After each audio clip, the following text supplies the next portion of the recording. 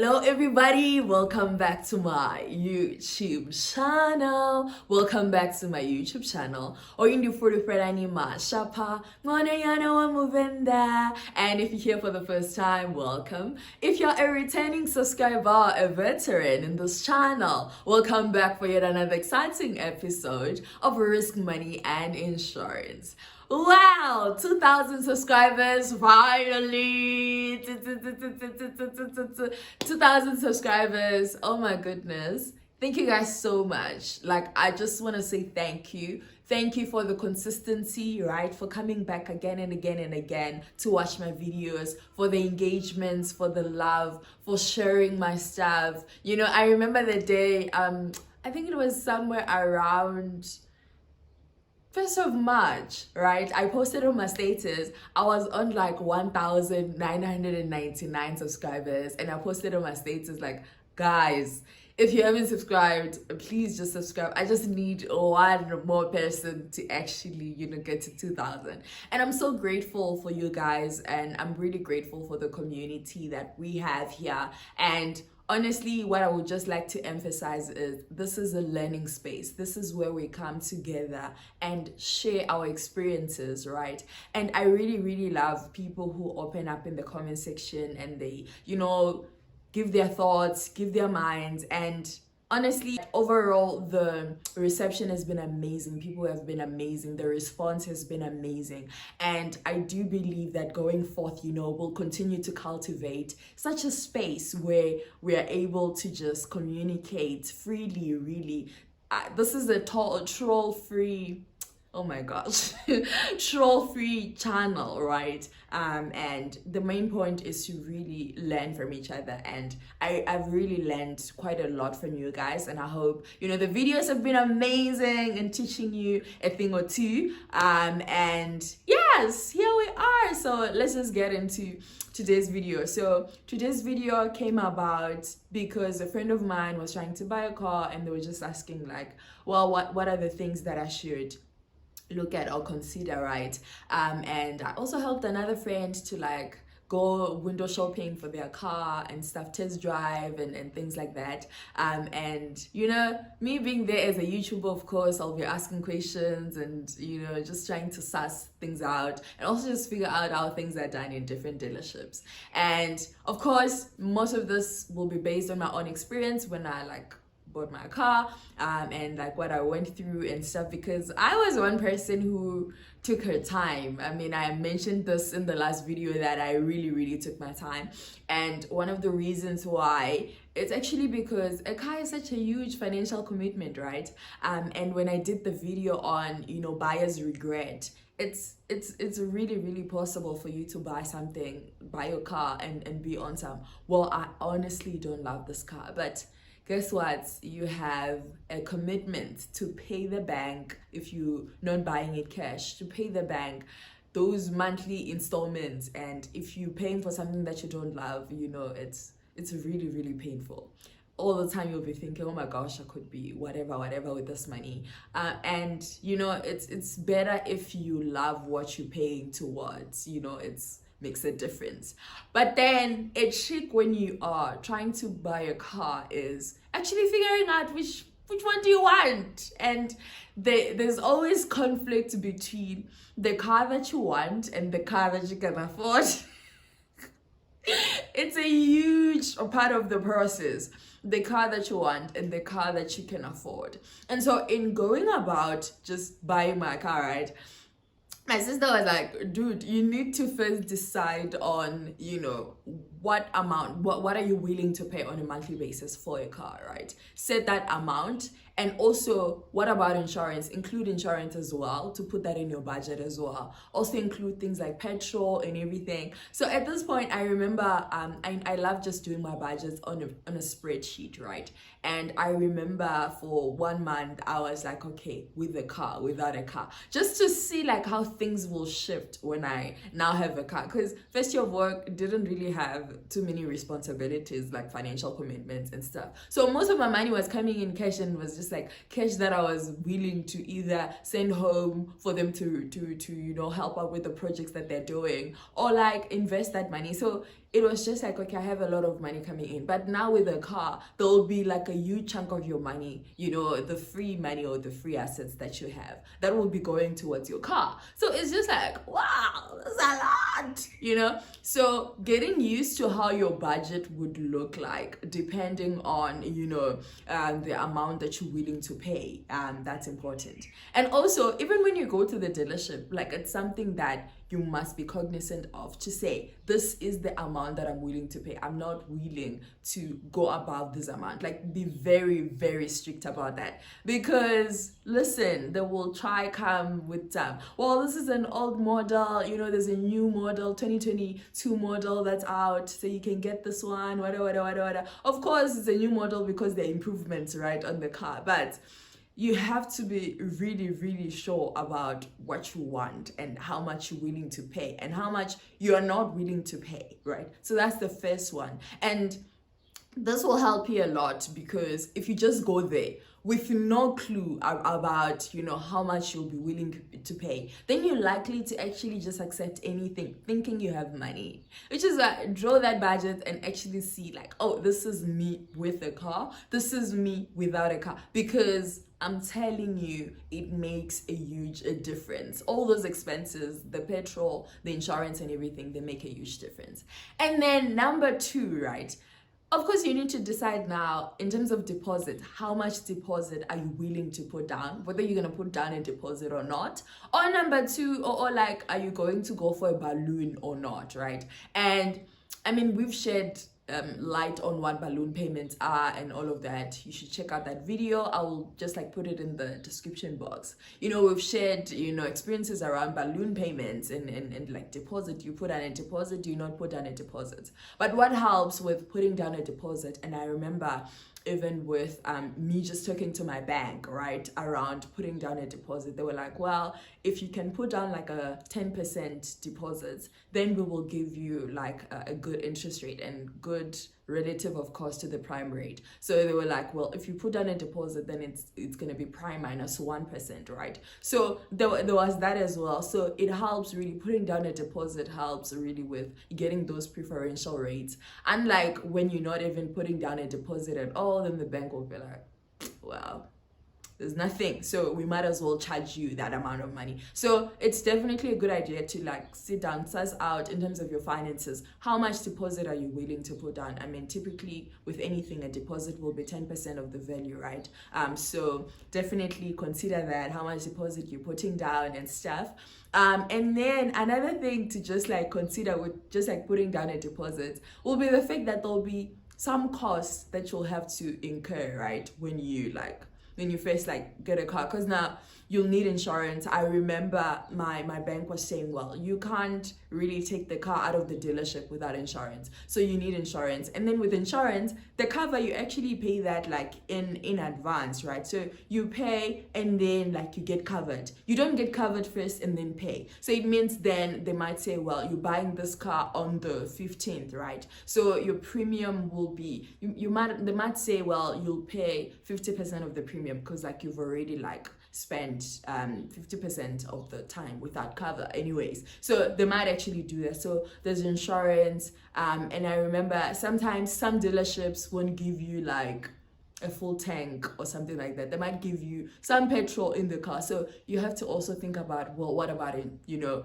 petrol, right? So petrol costs as well. These are some of the things that you have to incur upfront. So you must also factor that in, because for me, it's just like, well, this is the amount of money that's going out with like a deposit as well.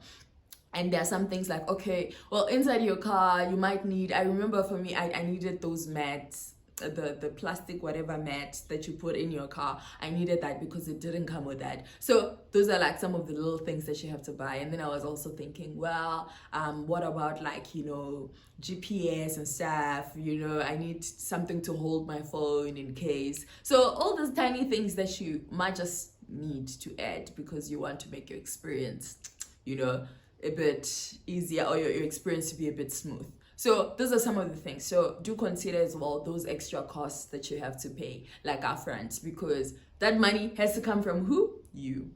And then another thing, right, is in terms of, just now, well, you've decided on how much deposit you want to put down and roughly how much you'll be paying up front. You've also decided on the installment, right, that you want. So this is like way before you even go to a dealership and stuff. Then the process starts, the fun part. I like to consider this as the fun part of the process, where you now check out different cars. And it's like, I feel like that was the best time in my life, just checking out different cars. And I remember there was a point where I would just like get out of my complex and sit like outside to just check different cars that are passing, because I had an idea of, well, I want a car. I don't want a car that's too small, and I don't want a car that's too big. I want something that's like big-ish, small, big-ish, but that will suit my budget. That was me. And I was also thinking, well, I don't want to outgrow my car. So like with a small car, in a few years time, you're like, oh, I'm 28, or like I'm 27. I feel like this car is too small for me, or like whatever reason you might have for actually changing your car. I didn't want to do that. I was just like, I want to buy something and be on some, well, at least I know I'm going to use this, and I'm not going to grow this in a year or like 2 years time. So that was my thing. I was thinking more long term. It's something that I feel like I want to keep in the medium to long term, right?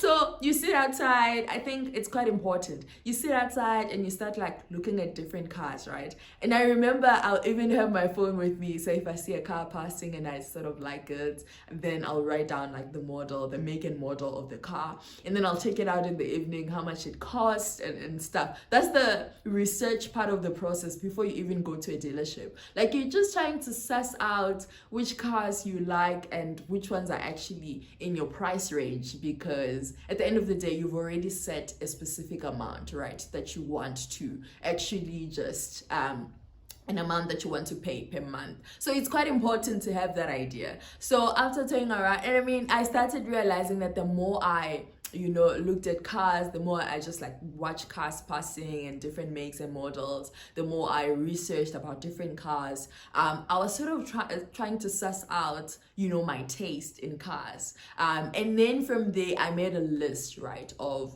actually what are what are the things that I feel are important, or like, I guess, list of things that I would like to have, in a car, right? And like the color as well, and like the shape, because I'm really fussy about shapes of cars. Like, I don't want a car that looks weird. Like, something like a Nissan Juke looks weird to me. Like, I'm just like, what's going on here? So I don't like such cars. So I was very particular around, overall, after, sussing out cars and everything, these are the things that I feel are important for me. So this is like my checklist, when you do like 80-20, where you like, at least this car must have 80% of the things that I want. And I do this to prevent buyer's regret, at the end of the day. And I do say that these are my non-negotiables. So for me, things like a car being automatic, that was number one on the list. I wasn't going to compromise.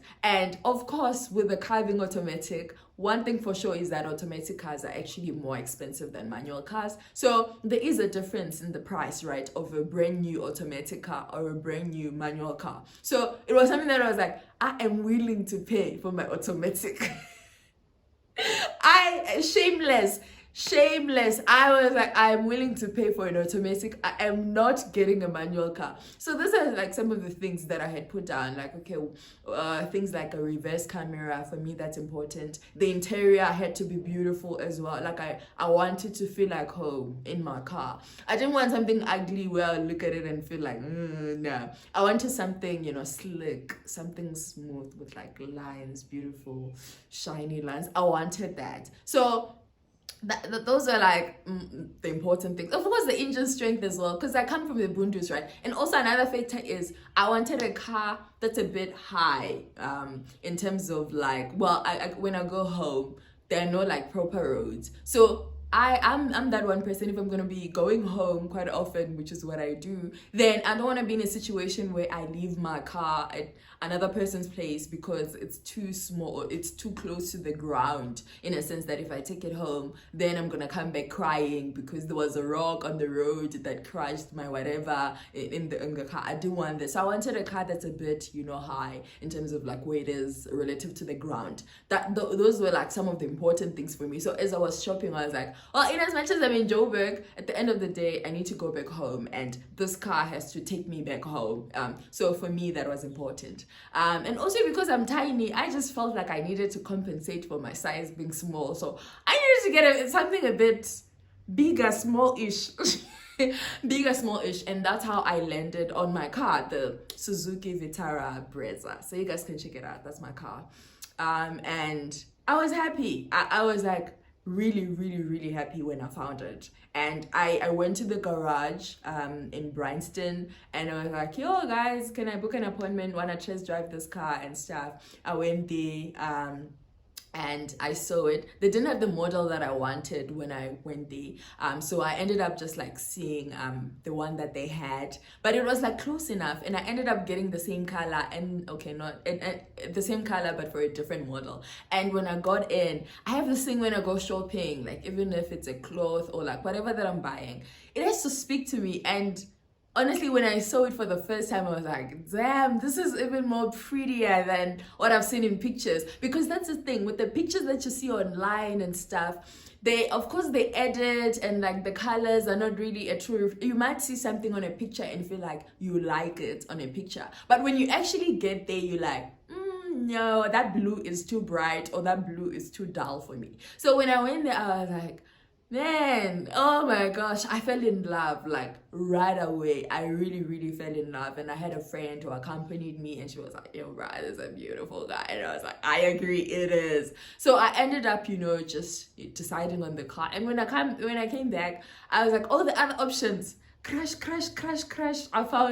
I found the one, right? And I just knew that this is the one, right? So it's quite important to also just know what you want before you go to like test drive and stuff. And just go to a dealership, arrange an appointment, go there, see what they have. And when you go there, another thing or another tip I can give is they will push you. They will be telling you, you need to live with this car today. And you just have to have that resistance. And what helps is to actually go with someone, right? Go with someone and let them know about what you want or what you're looking for in a car. So that when you are in that position, sometimes the excitement gets to you and you end up coming out with a car, which is funny because my sister had the same story with like buying her first car. She was like, I got paid and I went to a dealership and I came out with the car.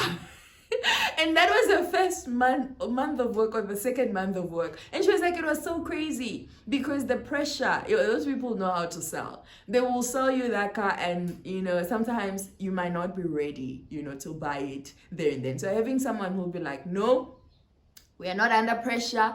We've just come to see stuff, and we will still make a decision and come back to you. That's important. And also another shady thing that I came across while I was, visiting different dealerships and stuff was that at some point, because the model that I wanted, they didn't have the model that I wanted.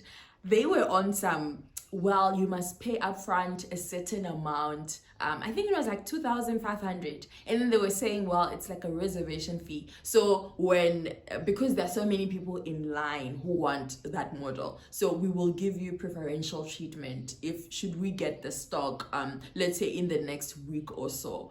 And I discussed this with my dad. I was like, well, these people are saying I need to pay some money upfront for them to give me a car. I was like, nah, that sounds really dodgy and shady.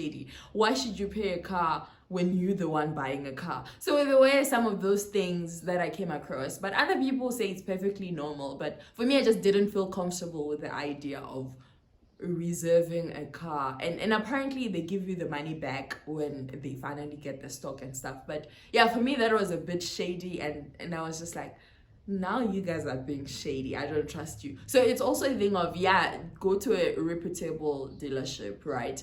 And of course, some shady things can happen to reputable dealerships and stuff, but just be aware when you start seeing something funny or something crazy, or when someone wants to get money out of you, and just be aware of such things. So going out to see the cars in person and then making your decision, test drive, do whatever you can, and also just go to different dealerships as well, to just like try to find the best deal for you. And at the end of the day, what ended up happening was, when I had finally decided, right, on this is the car that I want, we were talking to like 3 dealerships at the same time, and what we were trying to do is to really just get the best deal.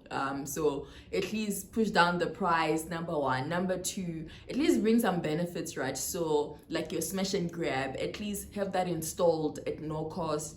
Get a full tank, but I ended up not getting a full tank because I ended up not using the dealership's financing. And I mean, at the end of the day, why would I go for 9% interest rate, whereas my bank is actually saying, well, we can give this to you at 6%, right? So for me, it was that thing. And I mean, at the end of the day, they're losing out because I'm not financing through their bank. But at the end of the day, I had to decide on what's best for me. So you try to make them like compete, try to make them drop the price. And if you financing through the banks that the dealership works with, then try to get like the best rate for you. And at this point, the best thing that you might get, if you're not on some private banking or whatever, will be some interest of around 9%, right? So private banking, in as much as we pay for it, it comes with benefits. Yeah, it's in things like this where you're like, oh, okay, cool. I mean, I can now get at least a low interest rate. So it's something to also consider, to say, well, don't just take the first deal that is presented to you.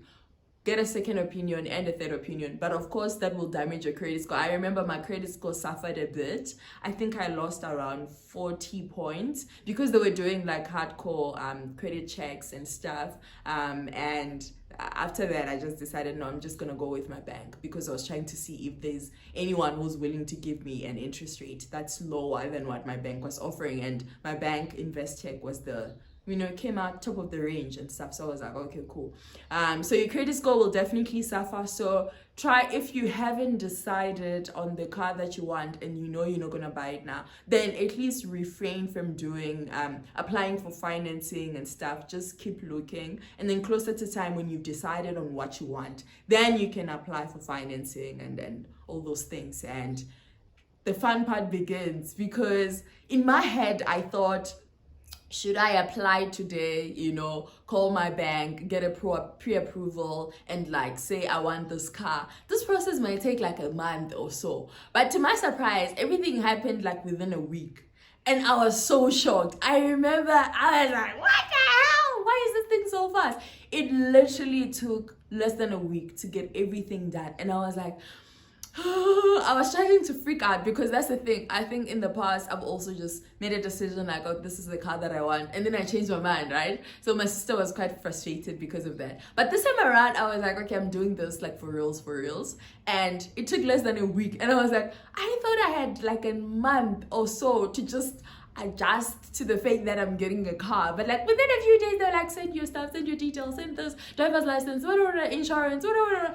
And I was like, everything happened so fast, and in a week they were like, well, we are done, when can you come fetch your car? And I was like, wait, what, already? So the process is like really quick, especially if you getting a car that they already have in stock. So you shouldn't like wait too long. A week or two max, you should be driving your car. And for me, that was the shocking part, because I expected the process to be a bit longer, but they turned out to be really efficient. It's like they really wanted that car out of the dealership.